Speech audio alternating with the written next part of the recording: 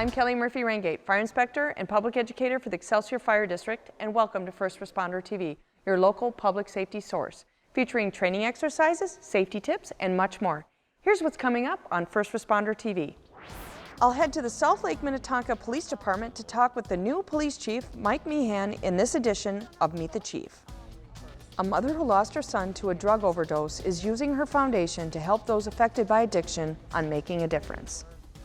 Scam Alert. We'll give you an update on scams that have been targeting citizens in the lake area.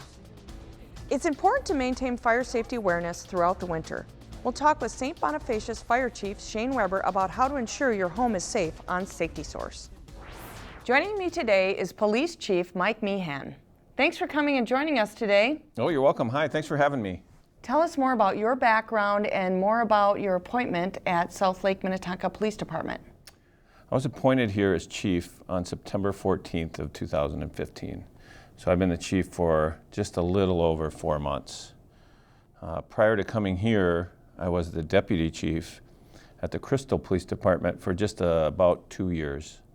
I started my law enforcement career as a civilian community service officer in the city of Golden Valley. And I worked at the Golden Valley Police Department for right around 18 years. And I held the position there of police officer, sergeant, operations commander, and patrol commander. I was on the SWAT team there for around 8 years, firearms instructor, and a lot of various other assignments. Okay, so now for those of our viewers that are not familiar with the South Lake Minnetonka Police Department, can you tell us a little bit more about the department itself? We're a 15 sworn officer department, and we operate under a joint powers agreement. And we serve the communities of Shorewood, Excelsior, Tonka Bay, and Greenwood. We've been in existence for a little bit over 40 years, serving those 4 communities. And the joint powers arrangement allows all 4 of those communities to have equal representation on the governing board for the police department. So the mayor of each of those 4 cities serves as on the oversight board for our department. So what is it like to serve multiple cities? Well, it can be challenging serving 4 distinct communities with 4 distinct elected boards or elected officials or city councils. Fortunately for us, those 4 communities have a lot in common, and our officers have been serving those communities for a little over 40 years, since 1973. So we're very familiar with the communities that we serve, and that makes our long-standing relationship makes the job easier. So looking at, you came from Crystal and Golden Valley and then coming here, what's some of the big differences or the impressions that you have if you were to look at those 2 cities and compare serving them? Well, first and foremost, this is a smaller department than I had previously worked for, but my impressions of the South Lake Minnetonka Police Department have been that it's a very professional, well-equipped, and highly trained department with a lot of really good officers working here. And for officers, how does your staff or the officers break down as far as detectives and CSOs? Who else works for the department? Well, we have 3 CSOs, and then we have a full-time park service officer, and we have 2 administrative staff, and then we have myself as the chief. We have the patrol lieutenant or the lieutenant, and then we have 3 sergeants, and under them we have authorized for 9 sworn officers. So we're currently below our authorized strength, but we're in the middle of a hiring process. Where do you see like South Lake Minnetonka Police going in the future? What do you see next for them? I think the biggest difference that people outside the organization will see, we just recently hired a new officer. We're in the middle of hiring 2 more, and we might have to hire 1 more after that. So our communities are going to see a lot of new faces out on the street. So that'll be a difference. And I think the other things we're working on, like all public safety organization, is we're trying to keep pace with new technology and how that's affecting our industry, the law enforcement industry. So that's always a challenge, be that with the demand from the public for officers to wear body cameras and more automated records management systems and things like that. We're in the process of refining our mission statement and our values. So I think the public might see at some point some new badges and some new patches for the police department. And we're really pushing for a kind of more expanded role in social media. So that could be noticeable by people in the community. And you guys do have a Facebook page and a website, correct? We have a website, a Facebook page, and we are on Twitter. So Lake Minnetonka, I know that presents challenges for the fire department. Does that have any unique challenges for the police department? Well, geographically, it does provide some unique challenges in just that it's at times hard to get from one area of the community we serve to another, especially out on the island and places like that. By statute, the Hennepin County Sheriff is responsible for patrolling and responding to all police calls on all bodies of water in the county. So we work closely with the Hennepin County Water Patrol Unit, and we overcome our challenges that way. So now, right now, being winter time, the fire department usually focuses on carbon monoxide safety and things related to the winter months. Is there any safety tips that you would like to give to our viewers concerning the winter months when it comes to police and safety? Our busiest time in the winter is when the roads turn bad. And I guess my biggest thing would be to say, slow down and be careful driving. And make sure you completely scrape the ice off your window, because we see a lot of that, people driving too fast, or people scraping a small hole in their windshield because they're always in a hurry, and that can lead to some problems on the roadways. Do we have issues with texting and driving in our area? We sure do. We always have issues. You know, and the difficult thing about texting and driving is it can be a little bit difficult from an enforcement perspective to prove that texting was taking place. We might respond to an accident where we feel like texting was happening and was contributing to the accident, but sometimes those investigations can be limited by what kind of evidence we can collect. So is there anything else that you would like to tell our viewers, let them know about you? No, I'm very honored to be the chief of the South Lake Minnetonka Police Department, and I touched on this a little bit before, but I would just say that I've been very impressed with the quality of officers here and the amount of training they have, and what a really good job they do serving the communities of Excelsior, Shorewood, Greenwood, and Tonka Bay. Well, Mike, thanks so much for taking time out of your very busy day to talk to us. We really do appreciate it. Thank you, Kelly. More First Responder TV right after this.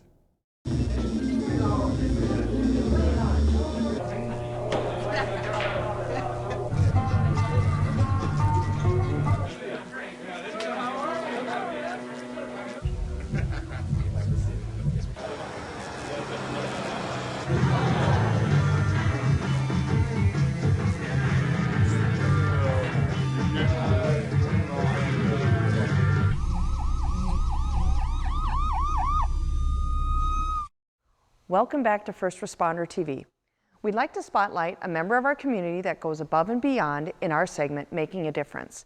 This month, it's Deb Nothi. She will be speaking to us about the Garrett Bethke Foundation and its mission to empower youth through education and awareness.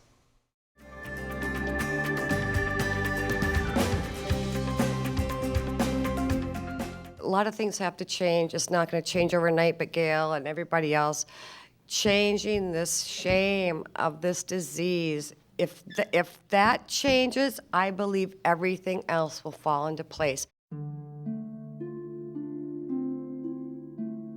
The more I learn about heroin addiction, the more I realize the hold it has on people. And the more time has gone by too, I understand that there's nothing I could have done to help him. I did everything in my power. I'm learning all the time, just through Deb and her contacts, you know, hearing everybody else's story, and everybody else's story is the same story. But you think, well, if only I would have done this differently, or if I, or wouldn't have done this. I mean, you question everything. But you come to the conclusion there was, as a parent, I did everything that I thought that I could do to try and help him. To be perfectly honest, I still get mad sometimes watching her in in her pain, I get mad at Garrett, you're causing your mom this much pain. Supporting him and giving him as much love as I possibly could, and maybe sometimes in the wrong way.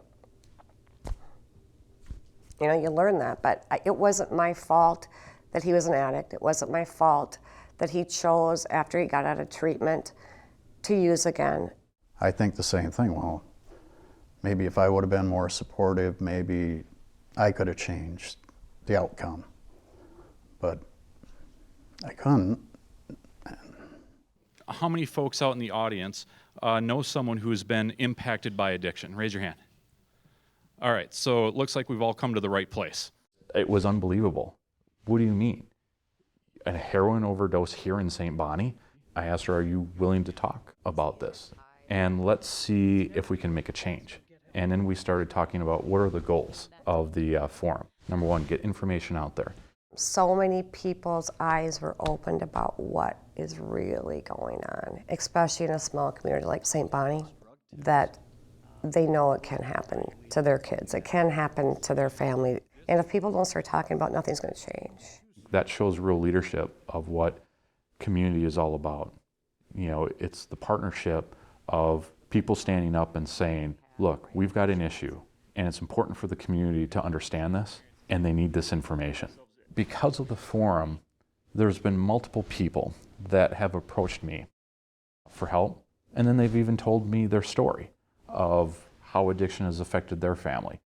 They thanked me for the forum. They thought it was incredible that a small town like St. Bonnie would be open to have a forum like this.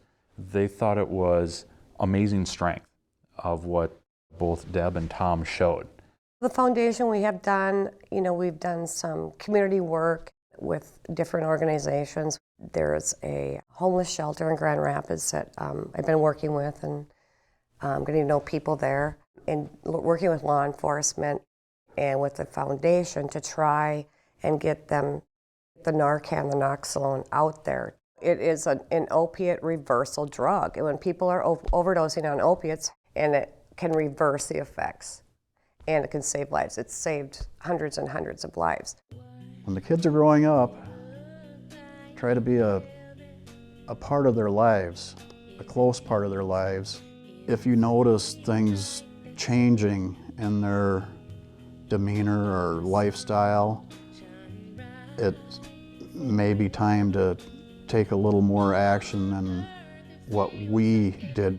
Surround yourself with people that are going to support you, and they don't necessarily have to have lived through the same thing, but I have a lot of support groups online that have lived through what I've lived through.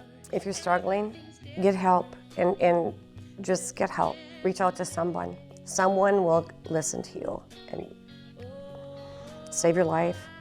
I hope you're dancing in the sky. It's time for Scam Alert. This segment alerts the public on scams that have been reported to local police departments.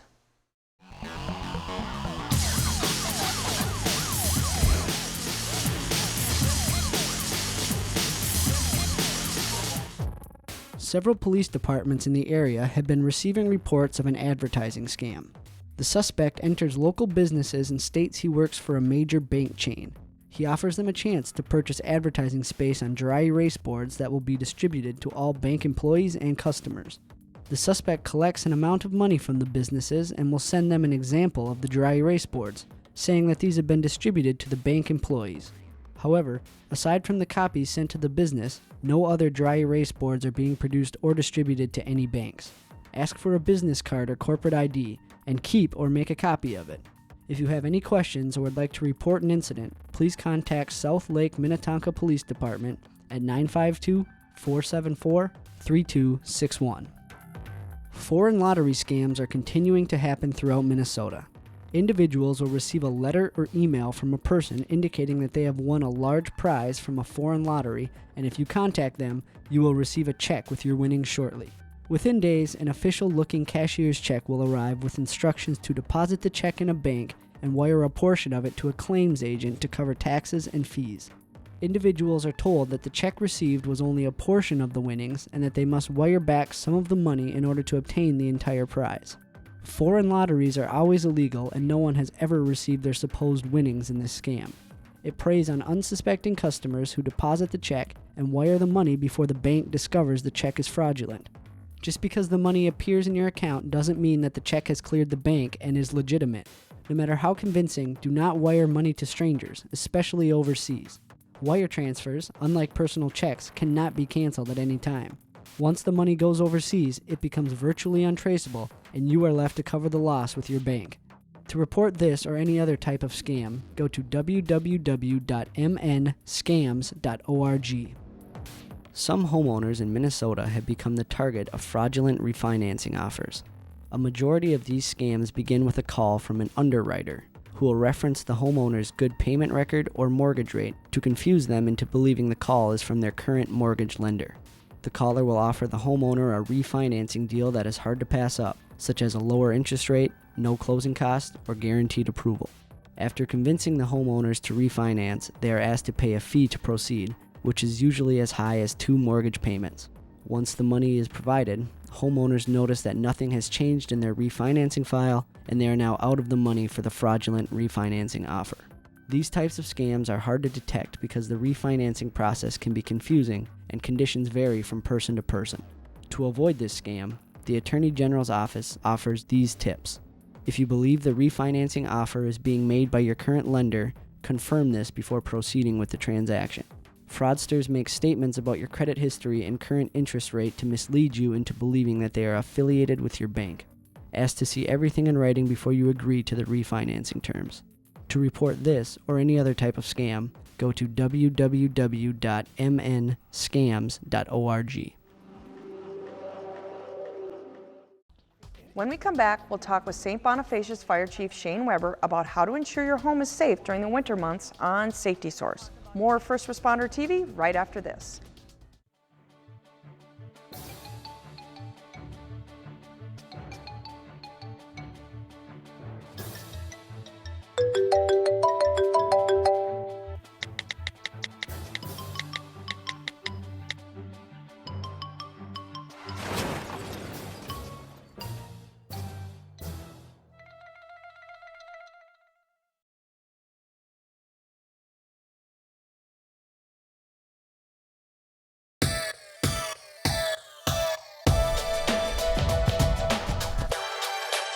I'm joined today by Shane Weber. He's the Fire Chief of St. Bonnie Fire Department.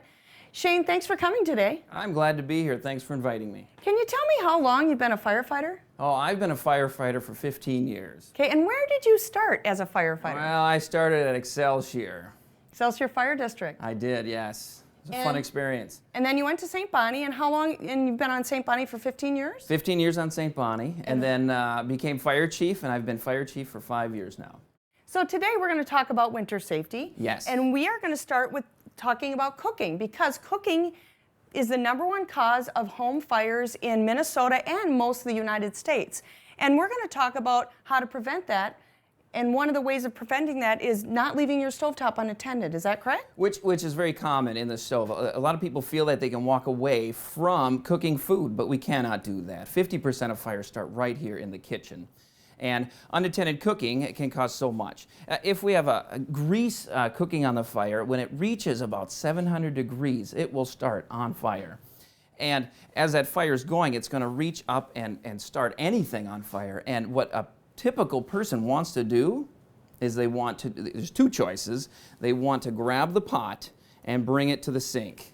No, don't do that. The other choice is they want to put water on a fire. We keep teaching them to put water on fire. When grease is on fire, we do not do that. Well, what people need to do is, of course, they need to grab something and smother that fire.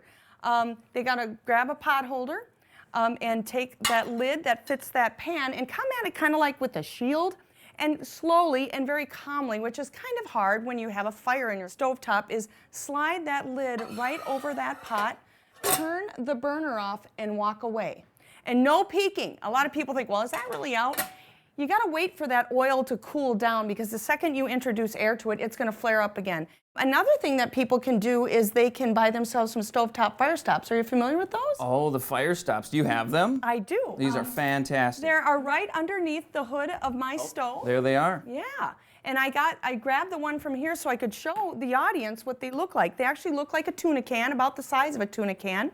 And what they do is, again, you hang them underneath your kitchen hood in between the burners. And what happens is when that fire flares up from that cooking oil fire, there's like a wick on them.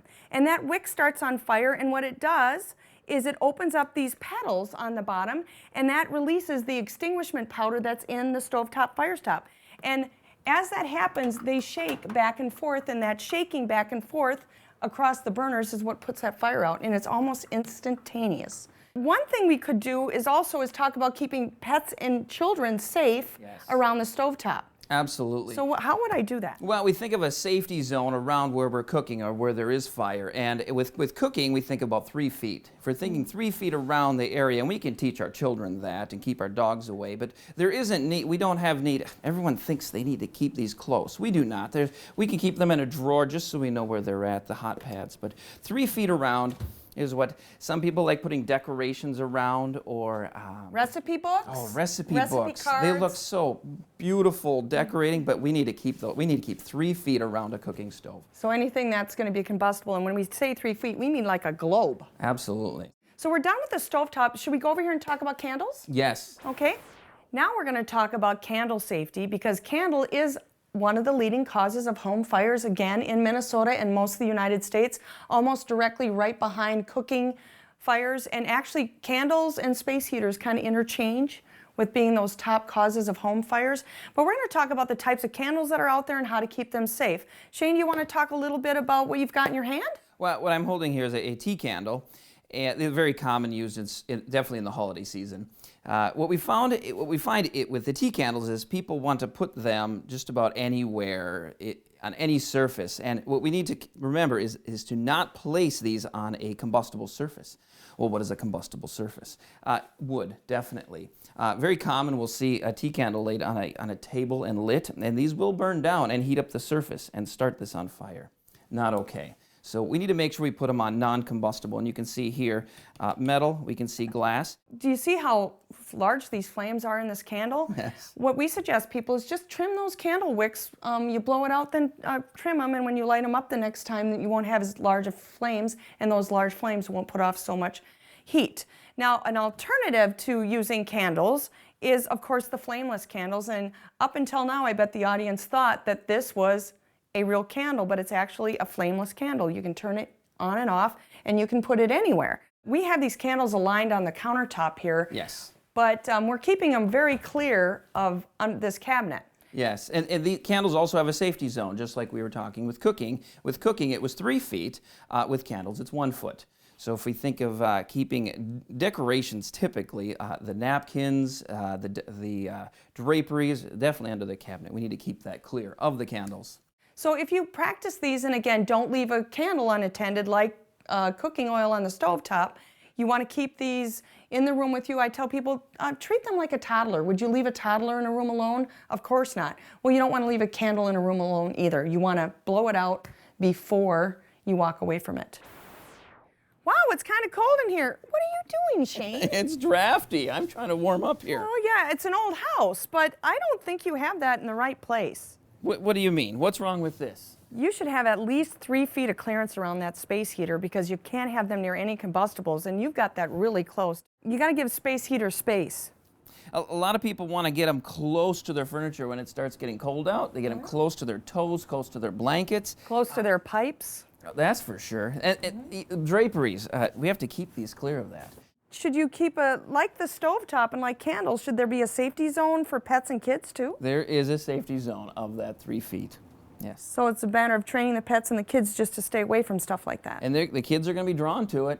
You know, if you have things like this, buy newer ones, because safety features are built in. So Shane, let's talk about the fireplace and what safety things that we can do to prevent any type of fire related to a chimney. When we think about fires in the fireplace, we have to think of using the right wood, the right fuel. And a lot of people just want to throw in anything, but when we use soft wood, Like willow? yes, like willow, even wet wood, Oh, green? green wood, the pine, what that does is it burns, creosote starts forming in the chimney, in the chamber going up very quickly, as opposed to hardwood. So we encourage hardwoods all the time when we light. And dry hardwoods. Very much. When we do start the fire, when we want to light it up, the first thing we need to do is open the damper. Oh, yeah. I've been to a few fires where we've So been have called I. to homes where the homeowner has not opened the damper. Please open the damper before you start the fire. Yes, you should have a little draft down there, too. Yes. So I got a big screen here. Yes. And this is a non-combustible screen that covers the whole fireplace. We need to make sure we have that protection. That safety zone. Absolutely. And it's usually about, do you remember the number? 3 feet? It's 3 feet. And we can see here a 3-foot globe around here. This looks very well secure. What about people that have gas fireplaces that have gotten rid of the wood part and just put an insert in? Some people like that over the wood.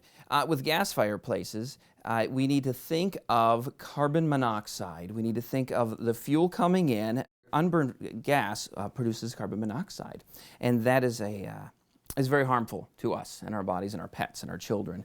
So something we could do is have someone check that, have a professional come in. So when they come in and check my water heater and my furnace, and if I have a gas-fueled fireplace, have them check that too. Make sure they check that. What's one of the things that we can install to make sure we get early warning that there's a fire? Well, smoke detectors. And there's laws in the state that homes that are built need to have their smoke detectors, one in every living space. So like in this level, we have a bedroom over here and a bedroom behind me. So each of these rooms need a smoke detector. And then this is a common space right out in front of them. So there's a smoke detector right out here. Can my smoke detector, can I have it for like 20 years? Some people think that. Smoke detectors only last 10 years and then they need to be replaced. And how long, when should I replace the batteries in my smoke detector or test it? Well, there's been some talk about whenever you change your clock, you change your batteries, but once a year for sure. Change the batteries, but Change the test batteries, it every yes. 6 months? You could easily test it. We also need carbon monoxide detectors to detect carbon monoxide. Yes, and carbon monoxide, like we talked about with the fireplace, with the gas inserts, is a byproduct of gas. And gas would be could be a stove, could be a furnace, it could be Water the heater? fireplace. Oh, definitely the water heater. And those could produce a carbon monoxide. So you can see we have one here, and the place to put them is within 10 feet of the living space. Of Sleeping definitely the areas. bedrooms, yes. And another thing, people shouldn't, if they have an attached garage, they shouldn't run their car to warm it up in that but attached garage. I get what they're thinking. They want the car warm, so they step out and they push that electric start and they open the garage door. There's a lot of fresh air coming in. I'm sorry, that carbon monoxide is coming right in the house. Right into the house. And a lot of people, when they lose their power, especially in the winter, use generators. And they shouldn't have those anywhere where human beings or dogs are going to be in an enclosed area. They should keep those outside. That is true. What do we do if a fire does occur in our house? How can we help the firefighters fight that fire that's in our home? That's a great question. Homeowners aren't sure what they can do, but one simple thing they could do is there's a fire hydrant out near their home. We need to keep those clear because our fire trucks are pulling up, and fire hydrants are sometimes easy to spot, but if it's buried under snow, we cannot find them. And then we're wasting time to find that fire hydrant. So if a homeowner could easily just take a shovel and just shovel around the fire hydrant, and there's a number of how big of that space should be. Do you have a guess? Could it be 3 feet? It is 3 feet. It's like a safety zone around a fire hydrant. 3 feet around the fire hydrant. It allows us room to get our hose right up to it. It gives us workspace to spin it off and to hook right up to it. Thank you very much, Fire Chief Weber, for coming out and talking about winter safety with me and our audience. Well, I just thank you for the invitation to come out here and talk about winter safety with the stoves, with candles, with space heaters and fireplace and carbon monoxide. All those are things we need to review every winter as we try to be winter safe. Thank you for watching First Responder TV, your local public safety source. If you have an idea for a segment, an upcoming public safety or fire prevention event, please let us know. This is Kellie Murphy-Ringate giving you information you can use, share, and to live by. See you next time.